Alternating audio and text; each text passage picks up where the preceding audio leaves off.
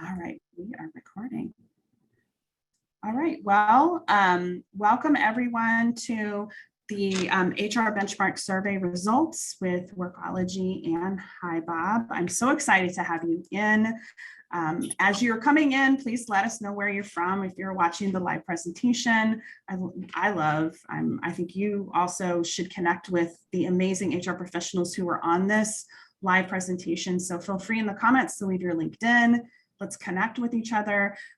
We have spent so much time apart, and now is the time for us to be able to develop relationships and really focus on networking and our personal development and growth. So welcome to you.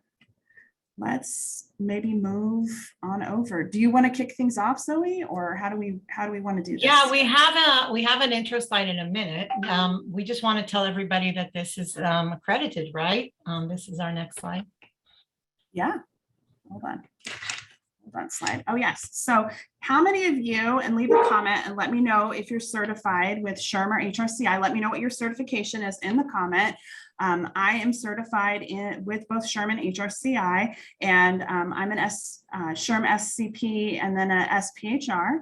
So the good news is that this webinar is pre-approved for 1 HRCI and 1 SHRM recertification credits. So for those of you who are looking for those, we got you. And I will be sending these to you along with additional resources that we talk about today by Friday, end of day. So you'll get a copy, the ability to go in and watch this presentation or share with friends. You'll get some additional resources as well as your HRCI and SHRM recertification code numbers. So I'll have those there. For those of you who are watching this on demand or after the live presentation, once you finish the entire presentation, you're going to get an email, and you're also going to have a pop-up screen where you can grab a certificate inside of our Workology Learn platform. So we are available on demand or for the live presentation. So excited to have you all here. So hi, everybody. I'd like to introduce myself. My name is Zoe Heimovich, and I'm the Senior Director of Communications at HiBob. HiBob is an HR tech solution. It's an HR platform, and we are global and growing and doing an amazing job overall. And I personally have a mission to learn all about the HR profession in the last 3 years. I research HR and HR tech solutions and HR activities, and I've learned all about this amazing profession that has evolved and grown in the last few years. I think the pandemic, if there's one profession that is rose out shining out of this in the B2B area and in the business area is HR. It feels like HR just had the wheel in its hand and took care of business. And I'm excited to collaborate with Jessica on this always on HR benchmark study that we're doing. It's global, it is always on, and you can always fill it in. And pretty soon we'll have insights from Germany and France and everywhere that we're getting enough answers, and then we'll present them as time goes by. And we're excited to show you the first results that we've gotten from the first people that participated. And the detailed data will always be available to the ones who fill out the questionnaire. We'll send them by email. So, and we're very excited to share the initial results, and I think they're amazing. Agreed. Jessica. Agreed. Well, thank you, Zoe. I'm so excited to partner with someone like you, and certainly HiBob. They care about this industry, and I've loved working with HiBob. It's great to have HR technologies and leaders within the HR space that are developing these really essential HR technology tools, and then really taking the time to get to know and understand the HR community and be able to help us as HR practitioners. So for those of you who don't know, hello, it's so nice to meet you. My name is Jessica Miller-Merrill, and I'm the founder of Workology, and we are a destination for HR and workplace leaders. I started out as a practitioner. I started a blog in 2005, and it has become a business, and we now provide resources, training, support, and information for the HR profession. We reach over 800,000 HR leaders every single month. And so much of my time is spent talking to you, talking to your peers and colleagues, and really just being a nerd about the human resources industry. So the more that I understand about what you're doing and what's important and what matters and the resources that you need, the better that me and my team can help support you with partnerships like this one and this research, which I'm so excited to share with you today. So let me move on over to the next slide here so that we can see. If you haven't filled out the survey, please do so. And it is really easy to remember. It's hrbenchmarksurvey.com. Everyone who completes the survey, you're going to get a copy of the results, and we're going to be updating those very frequently. I think quarterly is our goal here. But the more people we have participate, the better our data is. And then the more we can share with you. So we can put it out there. We can ask for you to help us with this research, but we need your input so that we can make sure that we have a nice representation globally across all industries and verticals. Shall we begin? Yes, let's do it. And if you have questions, please let us know in the comments. We are happy to take any questions. I want to make sure that you're getting what you need from this presentation. So let's go ahead and get started with the research, Zoe. Okay, just wanted to say one more sentence is that the research report that we'll send to you after you fill out the questionnaire, the survey, is more detailed and has more crosstabs and stuff. But here we're giving the highlights because we wanted to share and get you interested, and I'm sure the curiosity is at its peak. So the first question, one of the first questions we asked is, what is the title of the most senior HR role in your organization? We wanted to see where HR people are positioned in the companies. And this research is about HR people for HR people. And we wanted to see how senior they are, whether the person answering the questionnaire was the most senior or not wasn't the issue. It was who is the most senior in that organization. And we see that 25% are at C-level already. And another 17% are VPs. We still see many the most senior position in HR, directors, heads of, managers, but overall, 42% of the most senior HR leaders are at the executive level, if I add VP and C-level together. Jess, does this finding align with your community? Do you think, does this make sense to you?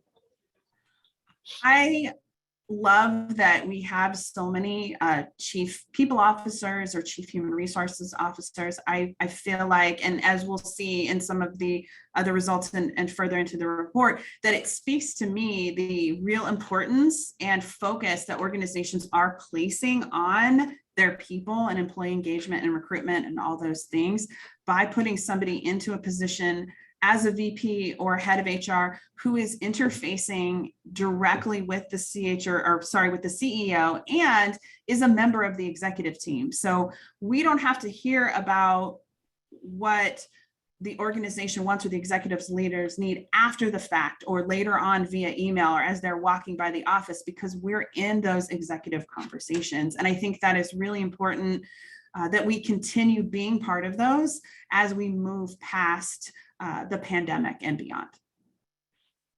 Next one. What is the title name of the most senior HR role in your organization? It was interesting. We wanted to see how HR people call themselves and what is their title. And we took all the data and divided into the answers that included human resources versus the answer that included people. So we can see that the most common are Chief Human Resource Officer and Chief People Officer. There is a 3% Chief Talent Management Officer. I find that very progressive and new. And other is all kinds of different names that do not have necessarily human resources or people in them. So I put them all together in one category. So overall, 52% HR, 37% people.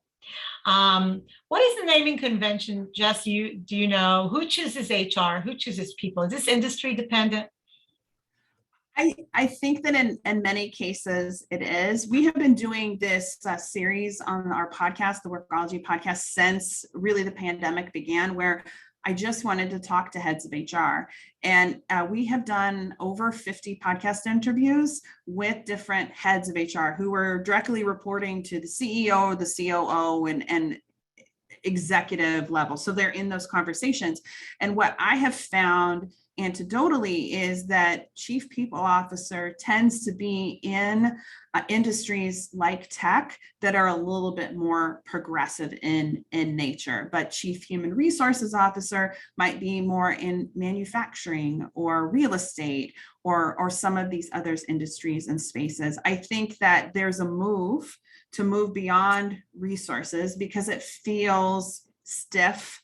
And it doesn't necessarily reflect that at the end of the day, it's the people component of so much of what we do. And that's why we're moving towards, in my opinion, this new role of people officer. And we're going to see this number grow. Tech is the beginning. It's going to creep into other industries and places. Mm-hmm. So it's not human resources is almost like an old way of calling it. So you're thinking it's the direction is people. Yeah, it makes sense. Personnel was 1.0, human resources 2.0, people is 3.0. Mm-hmm. Okay, next. Regardless of the seniority of the HR leader, whether they were a C-level, a VP, director, head of, we asked them, who does the most senior HR person in your company directly report to? And here we see that 69% say that they report to the CEO. And only 10%, and you see the rest of the numbers here, say COO, CFO, a director of sorts. Another 3% say they report directly to the board, which is interesting. Another 2% say report to some VP or other, and all other titles are about 3%. So 69% report to the CEO, an additional 3% to the board. Does this finding surprise you, or do you think that today heads of HR, regardless of their title, have that spot with the CEO where they report to them, they have the discussions with them? I think that if you aren't reporting directly to a member of the executive team, with my preference would be the CEO, that this slide you need to screenshot and say, hey, I'd like to make a change, because we do need to be in these executive conversations. We have been leading these conversations when we're talking about safety or COVID or return to work. So in order for us to truly be strategic business partners and to understand the overall goals of the business, we need to report directly to the CEO. I think that some organizations maybe or industries that are a little bit more conservative, like I mentioned before, they might report to the COO or the CFO, but increasingly reporting to the CEO is the best way to help manage change, be a part of the conversation, and get in the room. I think that's the most important thing, because in COVID times, we were in all those meetings. I don't know about how many of you, like, give me a 1 if you were in these executive meetings weekly, talking about updates. Here's what's happening. Here's our safety conversations. Here's what we're doing with the CARES Act, all these different things. And when I say CARES Act, I'm speaking just to US folks. So my apologies, but hopefully internationally, you were having these same conversations too, or as COVID was changing, a lot of executive HR leaders were dealing with multiple countries. And so restrictions, requirements, vaccinations, things that are happening in India versus China versus Ireland versus North America, all very different.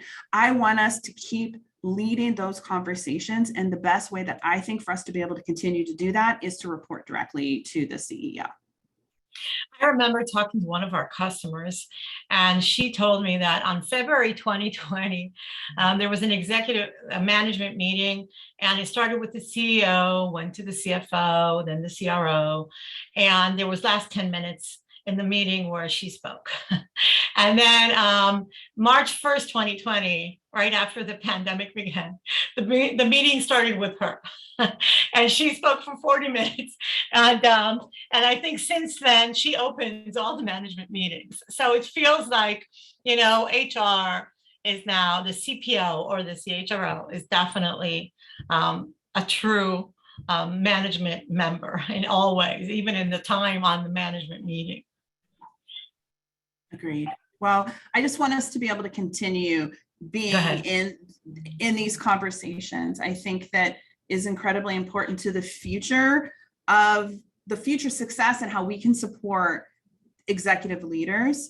I want to make sure that we have all the resources and support that we need, which is one of the reasons why we are doing this research, because if you need to make an organizational structure change, you have this research, and then you can hear directly from your peers. Another interesting question we wanted to know was how long have you been with your current company while you're answering the survey? And I realized that HR pros participated in the Great Resignation in a big way. If I look at HR pros versus the rest of the world that we've been researching and learning, this is a huge percentage of people that have been with their company less than a year, 25%. I mean, these answers were collected Q1. So that's like in 2021 and 2022, and then, 2021 to 2020. So you can see that we have 37% that have been in their company less than 18 months and another 6%. And it's very interesting that HR people, to me as a professional, when HR leaves, that's not a good sign for my company, and HR leaders have made the change during and after the pandemic. And do you feel that HR professionals are switching companies more nowadays? Jessica, what do you think? I am seeing so many of my HR peers under 6 months, under 12 months in their roles on LinkedIn. We do a lot of research for the Workology podcast, for our CHRO podcast series.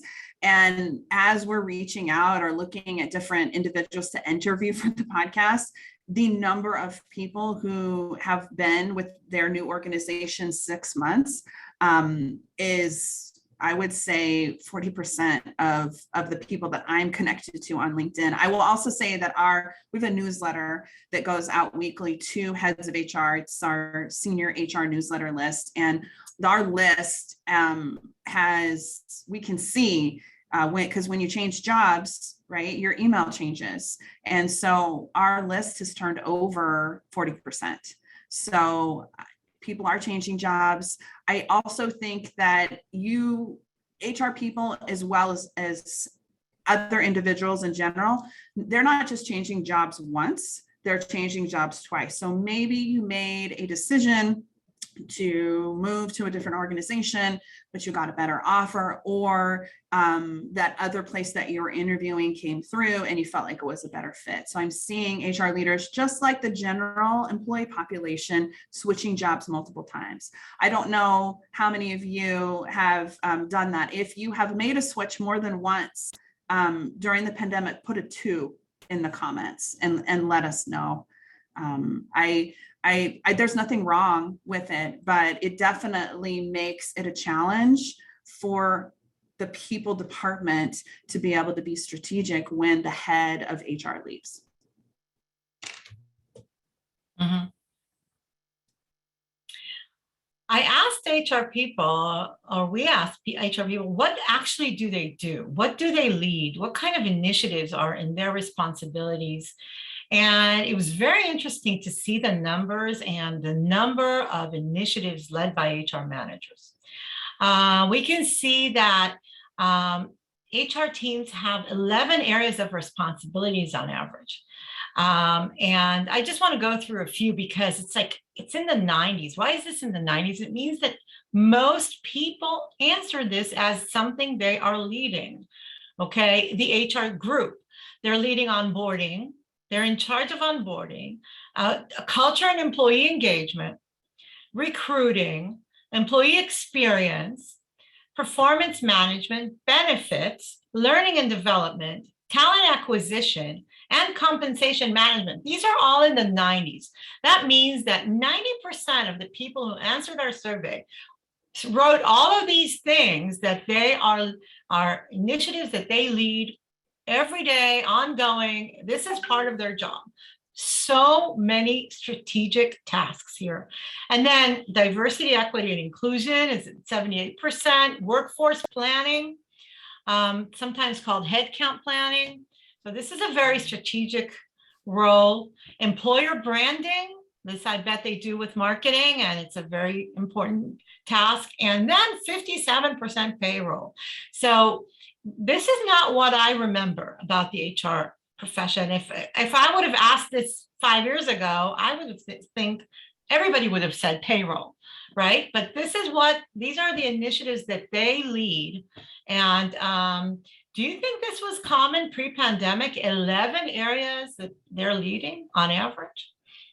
Not in the 90s, certainly. Everybody, there are a few comments in here that says, we work hard. I am tired. Screenshot this slide. Yes, if your leadership team does not understand all the different balls that you're juggling, the spinning plates that we have to keep spinning, this is the example for everyone. These are all the things that we're charged with. And I would say if we ask the same thing for maybe the finance team or operations, marketing, for example, I was talking to a marketing professional this week and I told them, I said, HR teams have 11 areas of responsibility. For marketing, how many areas of responsibility do you have?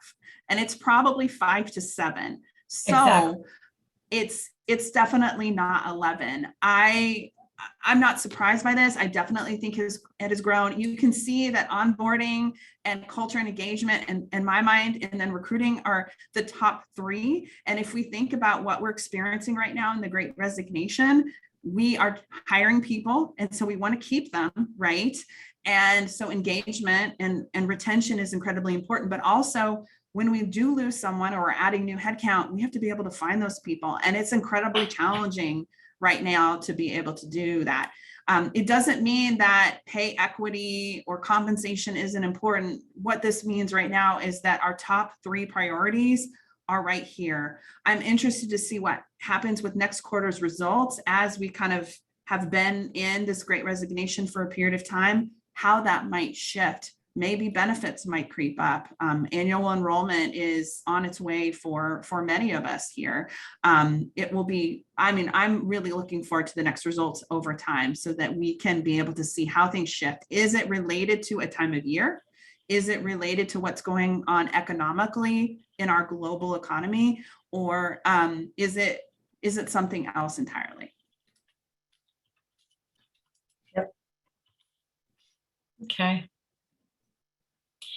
Then we asked, okay, you have 11 things on average you lead, but which of these challenges is the primary business focus of your organization over the next 6 months? We wanted to see how much HR tasks and initiatives and things they're responsible for are connected to the business focus and to see how HR leaders look at it from their perspective. These are the answers we got.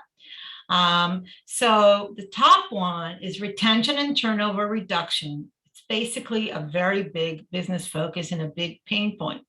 And then interesting to see is streamlining HR operations and processes. So streamlining HR operations is definitely, it's number 2 here. And it says it's a business focus because HR operations need to be streamlined, need to be efficient, need to be productive. And it's number 2. And then upskilling, everything that has to do with learning and development at 40%.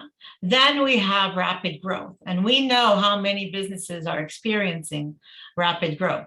But you see that the top 3 that most people answered is the business focus is retention turnover, which is part of what we take care of as HR pros. Streamlining HR, definitely our concern, and upskilling people. And so these are the top three. So just the HR field is part of business, not just a cost center. Is this a long-term direction? I feel like some of this information that's listed here in this survey is based on our current pain point. The pain that we're experiencing is we're losing lots of people, they're quitting, and we're having a really hard time hiring people. So that's why retention and turnover is so important. But the interesting thing is that retention and turnover is also the most common metric and measurement used in human resources. Yeah. I also think that as HR leaders, as those of you have said, we've been working hard and we've been putting in a lot of hours, and maybe we have more things on our plate than we ever did before. We now have 11 things that we're responsible for. Maybe pre-pandemic it was 7. So streamlining HR operations and processes is key to ensure that things are running so that we can maybe take a vacation, some time off, be able to really support the organizations in the way that we should. So that means making sure that things like onboarding are really dialed in, or terminations, or basic processes, or maybe how the process and how we engage or report metrics to our executive team. These are all things that I would be thinking about. I was surprised when I looked at this information, because when I'm talking to our CHROs for the CHRO series on the podcast and just conversations with my CHRO peers, change management and agile is an important conversation, and for many of them have listed that as an important skill that they need to be able to learn and do in order to be successful in their role. I think that the number, like it's 17% said change management is a business focus. I feel like if we're looking at streamlining HR processes and operations, change management probably plays into that.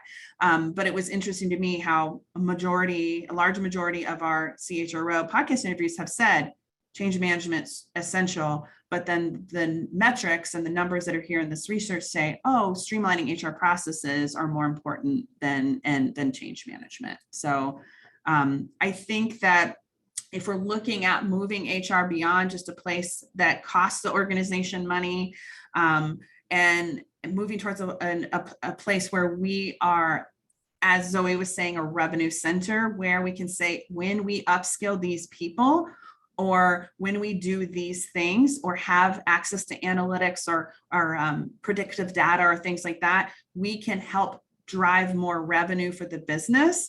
That is when executive teams are really excited about HR, and that is moving us from compliance, cost center, personnel to that people function that is essential to the future financial success of the business. Okay. So I did see a note, somebody was saying earlier that they were surprised that employment law wasn't one of our focuses. And I just wanted to back up to that for a second and just say that I feel like that's a foundational piece of HR. And if you're in a small organization or one that's just getting started, like 25 or 50 employees, maybe 75 or 150, that would be a focus for that size. But when you're scaling quickly or growing and you want to be a strategic business partner, employment law is a foundational knowledge piece. It's that business partner piece where we're talking about how we can train and develop our people, or maybe add some analytics or metrics or reporting that can help predict turnover, that I think is really exciting about the future of our profession. We asked, in the next slide, we asked from the perspective of the executive team, how important is the HR function to the business success of your company?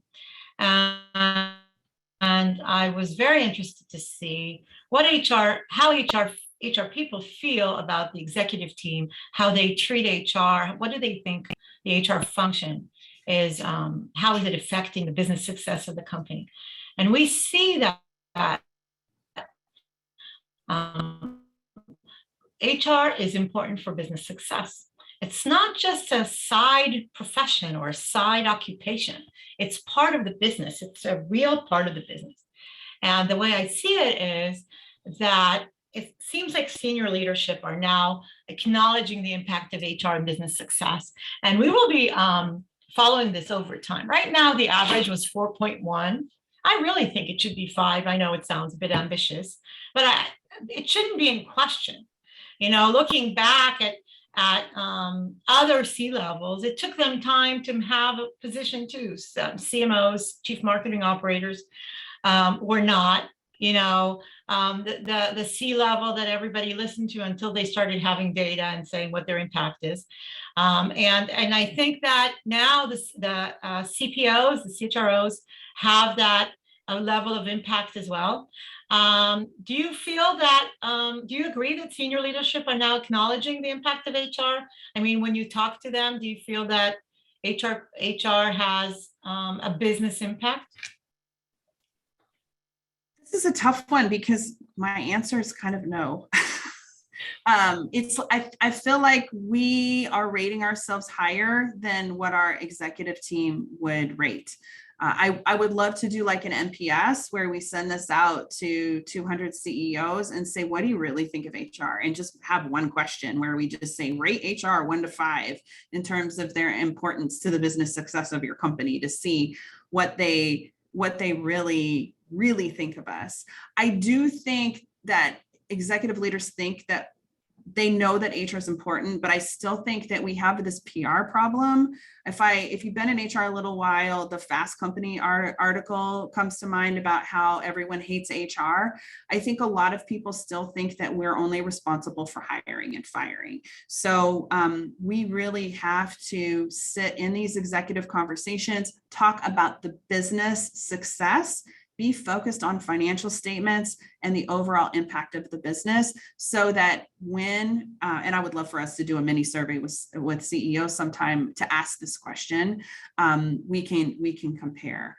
I do think that this number is different depending upon the size of the organization, and it'll be interesting for us to see with more data as we get it, because I see Corey here, she says, or he, 45 employees, but then I see someone else in the next, Mindy, they have 90,000 employees. So the executive team conversations and the FaceTime you get with executive leaders from a 45-person company to a 90,000 person organization, completely different. So I love that we have such diversity in terms of organizational size in our survey results, but also attending this webinar.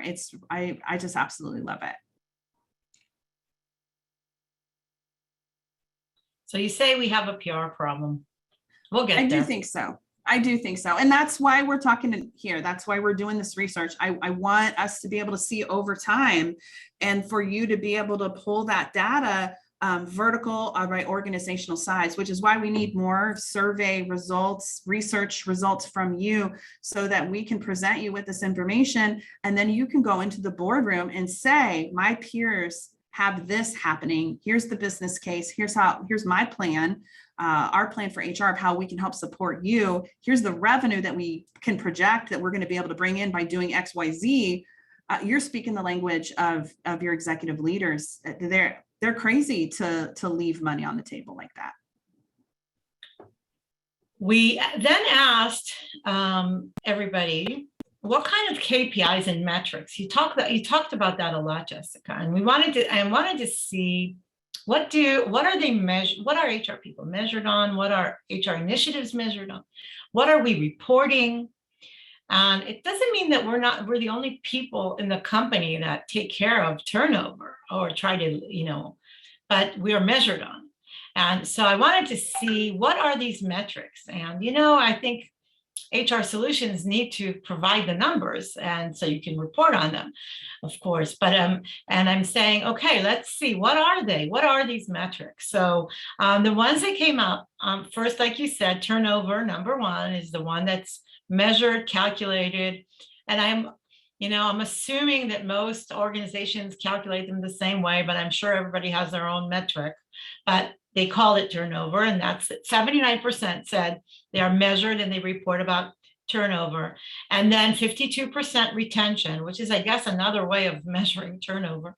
And then average tenure, again, is another way of looking at how long people stick with a company, and attrition. It seems like the top four are around the same topic. And everybody measures a different one of these, or maybe both of them, maybe all of them. Then we have salary change, which definitely is, it's a cost issue. How much are we increasing our salaries? And we're measured on that.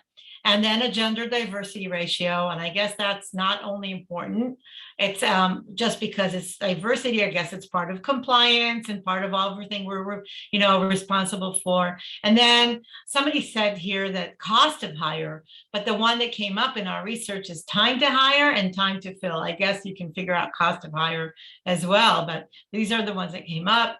And then salary averages are measured, and absenteeism rates. And ENPS, I was hoping this would come up more, actually. That's at 23%. I personally feel it's a very important thing to ENPS, a very important metric to measure, but it came up 23%. We'll see what happens, over time, because it kind of like it conveys everything together, ENPS. And then employee growth rate and a pay gap, we measure and we report, and quality of hire. It's definitely important, in salary range penetration and career path ratio. So it kind of touches everything we talk about and everything we do in a different direction. And again, I see that the main metrics are related to turnover. And do you think that these metrics are proof of impact, or is it the health of the company? Are we measuring HR here, or are we measuring the company's success? What do you think is happening here? I feel like turnover is not necessarily something that HR has a large hand in, like on a one-on-one level. But we might set up the pay scales and the pay bands and the onboarding process. We might facilitate or oversee the hiring process. But when it comes down to the day-to-day experience for that employee, unless they're in my department and they're directly reporting to me, I don't have a lot of responsibility or influence over what happens for that individual. And I think that's part of the challenge with measuring turnover, and then tying that to maybe my bonus as a head of HR. I think it's a metric and a measurement that should be tracked, because it does kind of show the overall health of an organization. If everybody's leaving, or everybody's leaving in a certain location, it's definitely a red flag that flies up and says, oh man, there might be something wrong here in terms of the culture, or is there a manager who is toxic, or what is going on in the workplace. I do think that we're going to see things like salary become more important. This is a conversation that I'm having with a lot of HR leaders right now. In terms of the podcast, we have somebody coming up from Kendra Scott, and she is looking at market pay for salary and then benefits to be competitive for her retail workers. And they have a global organization, but they're also very seasonal. So they double in size during the busy holiday season. And then you have somebody like my friend, John Reeves Whitaker. He works for a small organization in the healthcare space, and they do lots of mergers and acquisitions, small mergers and acquisitions. And they are focused on ENPS. And so I have a podcast interview coming up on that. I feel like it's just ENPS is really scary, because you're asking one question for everything. And I don't know how many of you here on this webinar have been around for a little while, but I think we had like a 75 question survey at my first organization for the annual employee survey that came out. And to go from 75 to 125 questions to a single question that is tied to a bonus for the executive team or the leadership team, that makes me a little uncomfortable. But maybe that's exactly what what executives need, because it is really as simple as that. You're either a great organization or you're not. You're either a place where people want to work or you're not. And for that, EMPS is a good one. I am also interested in the seasonality of these metrics. And then as we progress post-pandemic, I think these will change. And also maybe if I'm looking at like salary averages or salary changes, that might be more important right now in certain industries or verticals than others. Like I think tech, or it would be interesting to just pull out HR people and see, like, I feel like right now there are so many jobs for HR leaders, which is why a lot of you have changed jobs. And because of the increase in jobs available for HR, salaries have increased because there's so many jobs and not enough people to fill those roles in HR and recruiting positions. So we do have a question here. This one is from Patricia, and thank you for all your wonderful comments, everybody. And thank you for, I saw somebody share, Armin, thank you for sharing the article too from Fast Company that I referenced. Patricia says, isn't it more difficult to measure reasons for turnover right now when there is so much of it everywhere? And well, my perspective is it's good to have your regular metrics that you measure on a company level, department level. We believe that we need to measure these things under each C level, not just on the company level, to see if it's different between the CFO's team, the CMO's team, the CHRO's team, everybody's team. And I think the idea that we need to measure these monthly or quarterly and see the trends. And of course, with the Great Resignation, everybody's going to go up, but then is somebody's worse than others? Is A managers, one team doing better than other in this Great Resignation? So I think it's all relative, and that's why it needs to be tracked. And I think it needs, the tools to help you track it need to be easy to use, or else you sit nights just figuring out on Excel. That's not feasible, especially if you have 6 metrics you need to track. I agree. And if we take like one of the examples here, someone has a 90,000 employee headcount organization. The overall turnover metric for that organization doesn't necessarily help me be able to come up as the head of HR with a strategic plan to eliminate turnover. I need to dive into those numbers. Is what location is it? What manager is it? What department is? So we do need to get really granular so that we can make an impact. And that might mean that we spend some more time on exit interviews to see if there are any patterns that unfold. But I feel like with so many of the responsibilities that we have, the 11 responsibilities, and that is going to require an increase in metrics and numbers that we're monitoring and need to understand in order to really be able to tell the story to our leadership team and put together a plan that of how we can, and when I say we, I mean the entire organization, not just HR, impact turnover, because I really can't impact turnover as an individual. It is an organizational effort or a location effort. I am just the conductor of the orchestra, right? The individual instruments are the ones that are really playing the music and doing the work. Let's move to our next. Yeah, we asked a little bit about budgets, and we wanted to see what was the overall HR budget this year, not including HR headcount costs, because we wanted to see what are we playing in? What is the area? Next time we'll be able to actually do an average per employee per month type of calculation. But this is the general numbers I got right now.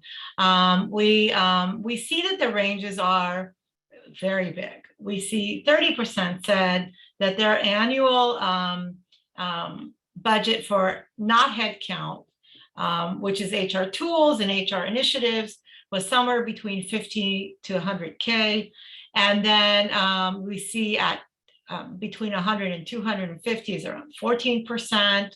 And then about between 250 and 500 is at 21. And then we see we're reaching 1 million, between 500 and 1 million, 20%. It's a sizable budget. And then between 1 million to 2 million, that's 9%. I'm sure it has to do with the size of the company, and we will be able to see that data in our detailed report. But still, I wanted everyone to see what we're getting as the overall distribution. You can see it's all over the place. And we actually have 4% that have more than $4 million for HR budget. And Jess, I wanted to know, what do you think? What are the non-headcount costs HR own? What are they? It's for HR tech, I assume. Yes, but you can still put those together in terms of a line item, because if we have like an HRIS technology like HiBob, for example, and I have 2,500 employees, I can determine what the individual cost is per person. And I feel like that would be really exciting to be able to see, because when we look at like our financial statements, we don't see that breakdown. We just see, vacation, we see payroll costs, we see executive salaries, we see just kind of overall numbers, but we don't have it at a micro level. And I think if we look at even like the cost of technology, tools, resources, recruiting per individual, like if you have 500 people versus the revenue per individual, it is an easier conversation to have. So if you're in a non-revenue generating department, like HR, or let's say like a support person like IT, it would be great to be able to say like all employees across the board generate X amount of revenue, so that sales and those departments that are responsible for generating sales, cashiers at restaurants or retail stores, you're able to make the case and be able to show the impact that a department or a person has. And then for me, it's projected revenue. So if we're going to increase our sales, then what does that percentage? We're going to have to make some adjustments and updates to our HR tech stack, our benefit offerings, or different perks and benefits to maybe remain competitive. And so it's that cost per individual and that pie chart. In my mind, I see a pie chart of all the different pieces. So maybe we'll have something like that for next time. We'll have to see. My preliminary data from France and Germany, it's a bit different, but they're at 100 euros per employee per month. That's what their budgets are approximately. On average. So I know we'll get there, and I'll get to that data soon. It's very interesting. We also asked, are they increasing? Our next slide is asking, what's going to happen to your HR budget next year? Okay, and in the follow, and the changes are interesting. Although we see that, I don't know, about 8% are saying they're going to decrease. Okay. And 38% said they're going to stay the same. 54% said that they're going to increase. And we see 31 say about 10% increase, and then another 15%, 10 to 20. And you can see that 20 to 30, and then 30 plus, altogether 54%. And just, do you have an idea why the budgets are growing and what are HR pros going to invest in? Do you have any insight on this? I mean, we can ask next time, but I was curious if maybe you've seen some decision processes that going around. I'm really excited by these numbers, and the more money that we have to invest in our departments and our people, I know that our organization is going to be able to see the benefits of it. We just have to tell the story of that. So if you do have an increase in budget, I think it's incredibly important to start the communication now with projections and how that's going to impact, whatever the 2023 sales and forecasts are for that business and how HR plays a role. I think that a lot of the increase in budgets is driven based on the pain points of the Great Resignation. So people are leaving, or people are deciding to go somewhere else, or they want to work remotely. They're switching jobs, and in order to be competitive in the market, it's suddenly different than it was a couple of years ago. And industries are very different. The benefits that you offer maybe a restaurant employee might be different now than it was 2 years ago before the pandemic. So you're going to need to add to your budget. I definitely think with so many people working remotely, and also it forced HR leaders to go paperless and to go somewhat more virtual. And that means that maybe the current technology, HR technology we had, HRIS system, applicant tracking system, whatever, it really wasn't doing the job. So we had to make some significant investments this year and probably for the next few years to come. And I feel like there's more HR technology tools on the market every single day. The amount of venture investment in HR is crazy right now. And there are new like areas of HR technology that are being developed, like diversity, equity, and inclusion. Those products, HR technology, like market segment is really, really growing right now.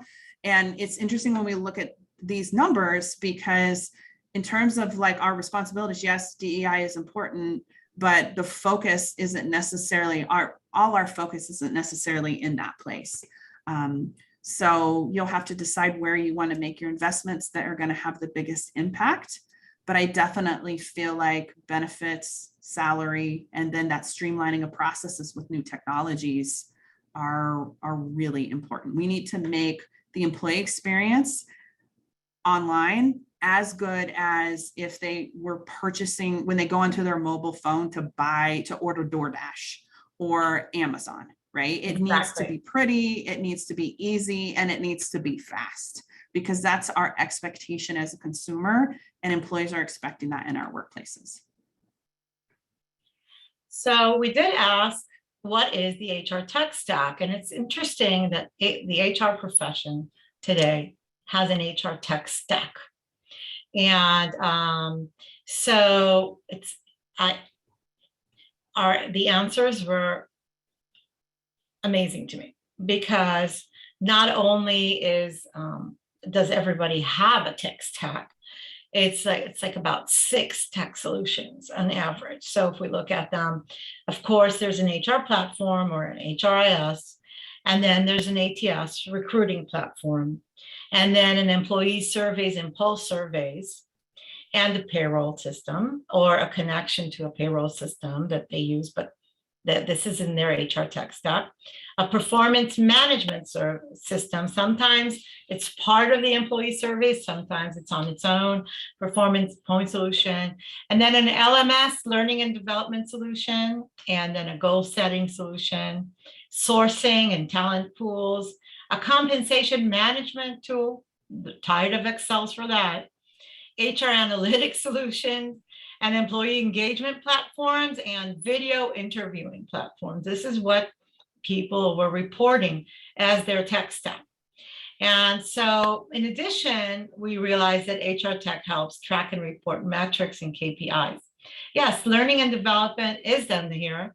It's the LMS. That's what, Vanessa, that's what I mean.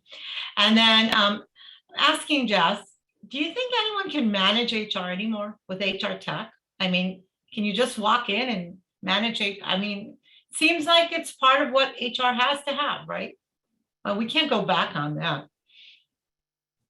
We can't manage HR very well. I mean, the fundamentals that we need, the employment law, which is kind of like if we think of Maslow's hierarchy of needs, right? The psychological safety level, that's the base, right?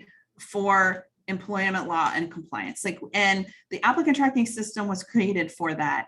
The HRIS system initially was made for that we had a place to store records so that when we process determination in the US, they could get their COBRA notice and we could be in compliance.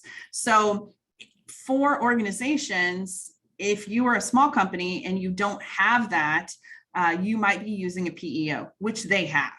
It's so complicated. We cannot hire on Google Sheets any longer. I have seen all sorts of interesting ways that small organizations try to navigate, engage people in employment situations without HR technologies. But once you get to a certain level, it's a must have, especially since we are virtual, right? And we can't have our employee records in Google Drive or Dropbox. Like, it just can't be that way. So having HR technologies to be able to help us not only make processes easier, but understand why things are happening the way they are, is incredibly essential. When I think about when I first started in HR, and you all can do the math, so you'll figure it out, but 2001, and the first company that I worked at was a Fortune 100, and I was a field HR leader. And I had a AS400 system that I put my new hires in and would process my terminations. And so that was fun, tab over 7 times to put an H for a hire sort of situation. I had a scheduling tool at my store location. And then I had our recruiting platform. That was it. That was all that I had. But I don't think that that's how we can operate any longer, because the complexities of the workplace, the role for HR is very different than it was even 30 months ago. So one of the things I was most surprised about was how low HR analytics solutions was on this list. And I think we will see that number increase, because as HR gets more complex, we need systems to manage and help us understand all the different pieces. And with artificial intelligence and big data becoming more part of what we do, we have so many pieces of data and all these different systems. We need to have access to that data to help predict things like turnover, changes in maybe engagement, so that we can anticipate and make changes quickly before we have a mass exodus of people like we've been experiencing with the Great Resignation. I agree, but I have a story. Our Scandinavian customers, for example, it's a combination of compliance and the way their workplaces, for example, are required to report to the Ministry of Labor, or whatever it's called over there, a quarterly pay gap report, diversity report. And they can't, if you have to report something, even if you're a privately owned business, it doesn't have to be a publicly traded organization. They have to report these things. They want it to be very simple. So they needed to have all on the system. They need to have like a dashboard they print and they send. It can't be this, back end analyst that works for IT or, MIS doing them a favor. It has to be in the HR tech systems, or else you're not going to be able to do it quarterly or monthly. And if you have to come to a board meeting with your metrics and your data, it has to be easy. I totally understand why HR wants everything in their tech, because it's like, I don't know how you can do it other way. So let's summarize, because we're down to the minute. I know what's going on. I know. So my final words is that HR has business impact and has become a strategic business profession. And I am not being cynical of what in any way. And I just put together the average number of HR-led programs is 11. Average number of HR business focus areas, about 3.5 on average. Average number of HR KPIs and metrics, 6. And average number of HR tech solutions. So we're a tech profession, 6. And the importance of HR programs to the executive, 4.1. And of course, we'll track this over time. And as you answer the question, they'll be better and will be more, the more people answer, the more correct they are and representative of what you do. And please, if you need the slides from here, you can watch this and see this again and use the slides for your job. Screenshot this slide because I feel like this is the summary of everything that we have discussed. Absolutely. But we also need your help. We need your insights. So it's hrbenchmarksurvey.com. So you're going to get a copy of the full report when you complete the survey. So we'll be sending out the first round. This is just kind of the overview that Zoe and the HiBob team and Workology have put together for you. The more information that we get, the more comprehensive future research can be.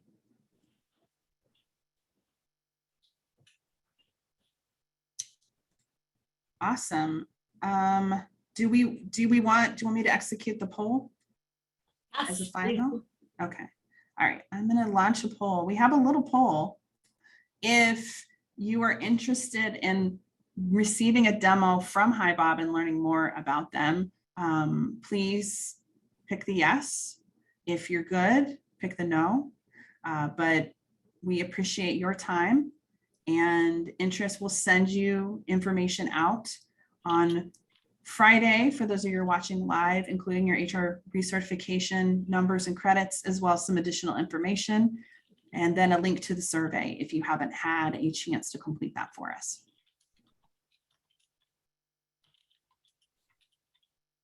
Thank you, everyone. I appreciate your time. Let us know if you have any questions. It was a lot of fun. As always, I love doing these webinars, but I love working with HiBob and doing this HR benchmark survey because it is really, I think, going to have an impact on the future success and of the HR profession. Any parting words, Zoe? Thank you for everybody for joining us, and I'm excited to meet you in a quarter with all the new results. Absolutely.